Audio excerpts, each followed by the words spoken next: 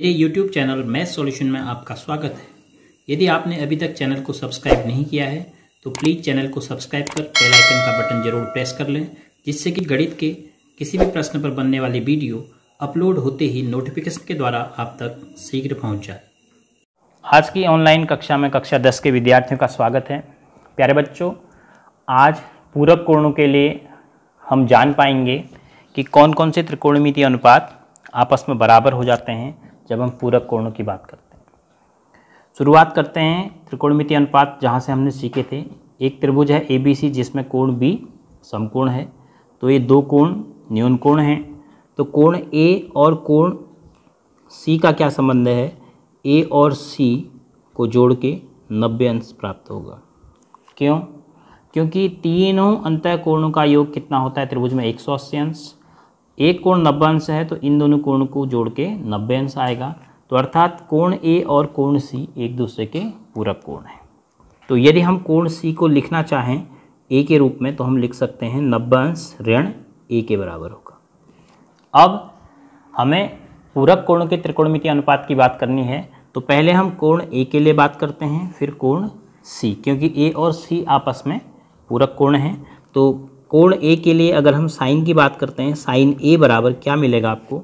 Sign A बराबर लंब बट्टे कर्ण, तो अर्थात BC बट्टे AC। कॉस A बराबर मिलेगा आधार AB बट्टे कर्ण AC। टेन A बराबर लंब बट्टे आधार, A के लिए लंब है BC बट्टे आधार है AB। इसी प्रकार कॉट A आधार बट्टे लंब, आधार है AB बट्टे लंब है BC A के लिए। फिर कॉट के बाद सेक A उल्टा होता है कॉस A का, तो कर्ण बट्टे आधार। और कोसेक A कर्ण AC बट्टे लंब BC। ये सभी त्रिकोणमितीय अनुपात हमने लिखे किसके लिए? कोण A के लिए। अब कोण A का जो पूरक है वो है कोण C। तो अगर हम कोण C के लिए बात करते हैं साइन की, तो साइन C बराबर C के लिए लंब AB बट्टे कर्ण AC। फिर कॉस C के लिए आधार, C के लिए आधार BC बट्टे AC। ऐसे ही फिर टेन C के लिए लंब AB बट्टे आधार BC। फिर कॉट C के लिए आधार BC बट्टे लंब AB। फिर सेक C बराबर कर्ण AC बट्टे आधार BC। और कोसेक C बराबर कर्ण AC बट्टे लंब AB। अब आप इन दोनों स्तंभों को ध्यान से देखते हैं तो आपको देखो क्या मिलता है। साइन A का मान बिल्कुल उतना ही है जितना कॉस C का मान है, और कॉस A का मान उतना ही है जो साइन C का मान है।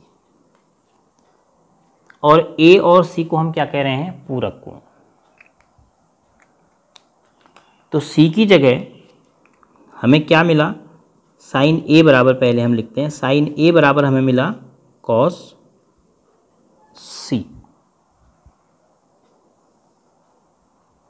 और C की जगह हम क्या लिख सकते हैं? साइन A बराबर C की जगह केवल C की जगह हम लिख सकते हैं 90 माइनस A।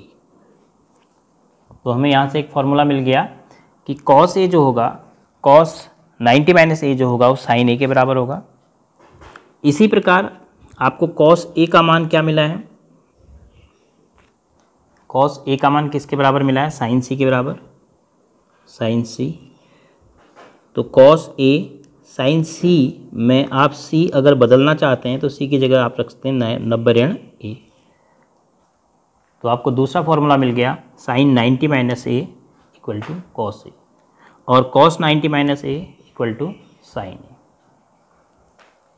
तो अर्थात पूरक कोणों के लिए साइन और कॉस बराबर हो जाते हैं। ऐसे ही टेन और कॉट आप देख लीजिए, यहाँ से देखो टेन ए का मान वही है जो कॉट सी का, कॉट ए का मान वही है जो टेन सी का, ए और सी पूरक हैं। सेक ए का मान वो उतना ही है जो कोसेक सी का मान है, ए और सी पूरक हैं। कोसेक ए का मान उतना ही है जितना सेक सी का है, ए और सी पूरक है। तो पूरक कोणों के लिए कौन कौन से त्रिकोणमितीय अनुपात बराबर रहेंगे? साइन कॉस के बराबर रहेगा, कॉस साइन के बराबर, टेन कॉट के बराबर, कॉट टेन के बराबर, सेक कोसेक के बराबर और कोसेक सेक के बराबर। किन दो कोणों के लिए बात कर रहे हैं हम? जो दो कोण आपस में एक दूसरे के पूरक हो। अब आप इस षटकोण की मदद से आसानी से ये चीज़ें याद रख सकते हैं। यहाँ पर आप लिखेंगे टेन, यहाँ पर लिखेंगे साइन, यहाँ पर लिखेंगे कॉस, फिर यहाँ पर लिखेंगे कॉट और यहाँ पर लिखेंगे कोसेक और यहाँ पर लिखेंगे सेक। ये ध्यान दे दीजिए आप, कॉस सी सी सी, देखो एक ही तरफ है, सी सी सी, फिर यहाँ साइन टेन और सेक, ऐसे लिखना है। तो सीधे एरो की मदद से आप, सीधा एरो मतलब आपको इसमें दिख रहा होगा सीधा एरो, तो सीधे एरो की मदद से आप रिश्ता बता सकते हैं पूरक कोण में। साइन का कॉस के साथ होगा और कॉस का साइन के साथ। ऐसे ही टेन का रिश्ता पूरक कोणों के लिए कॉट के साथ होगा, यानी टेन 90 माइनस ए बराबर cot A, cot 90 minus A बराबर टेन ए। ऐसे ही सेक का कोसेक से, sec 90 minus A cosec A, cosec 90 minus theta sec theta.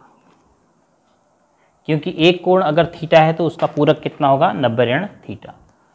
तो इस रेगुलर हेक्सागन में, यानी समषट कोण, समषट भुज है, समषट भुज में सीधी भुजाओं में आप पूरक कोणों का रिश्ता प्राप्त कर सकते हैं। और यदि आप इनको इस रूप में मिलाएंगे, तिरछे रूप में देखो, तब आपको व्युत्क्रम रिश्ते मिलेंगे।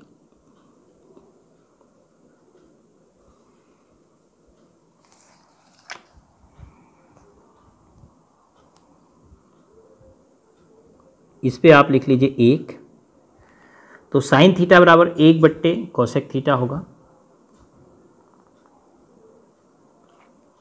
ऐसे ही टेन थीटा बराबर 1/, कॉट थीटा होगा।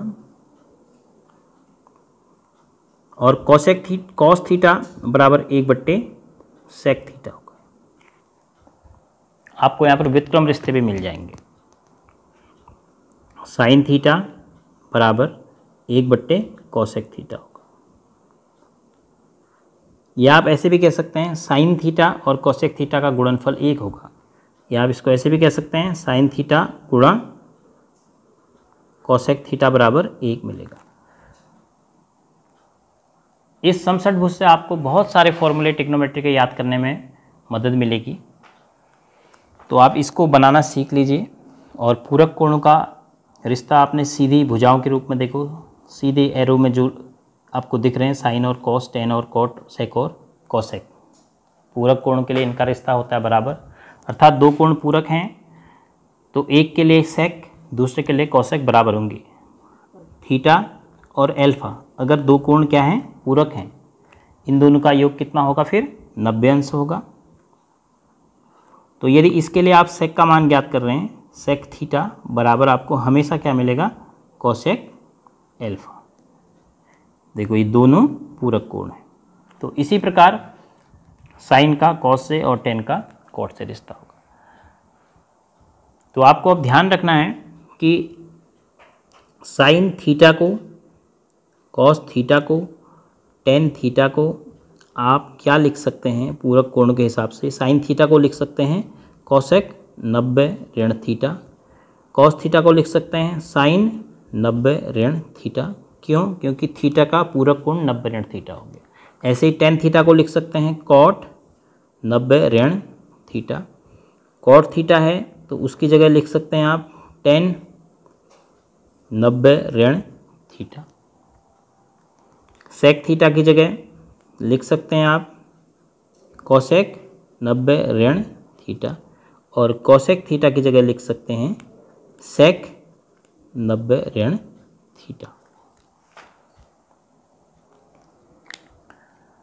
तो इसको आप आसानी से प्राप्त कर जाएंगे, किससे? इस समषटभुज से। तो समषटभुज में आप लिखने का तरीका देख लीजिए। हम tan लिखेंगे, इस शीर्ष पे tan लिखा, फिर साइन, फिर इधर सेक, ऐसे यहाँ भी, ऐसे यहाँ भी, बाकी फिर कॉस, कॉट, कोसेक, क्रम से कॉस के बाद कॉट, कॉट के बाद कोसेक। तो फिर सीधे भुजाओं के हिसाब से हम पूरक कोण का रिश्ता प्राप्त कर लेंगे। ऐसे तिरछी भुजाओं के हिसाब से हम व्युत्क्रम का रिश्ता प्राप्त कर सकते हैं। तो अब इन नियमों का हम प्रयोग करेंगे। ये जो आपको 6 फॉर्मूले के रूप में ये दिखाई दे रहे हैं, जो आप समषटभुज से भी प्राप्त कर पा रहे हैं, इसको हम नियमों के रूप में प्रश्नावली 8.3 के प्रश्न को हल करने में प्रयोग करेंगे।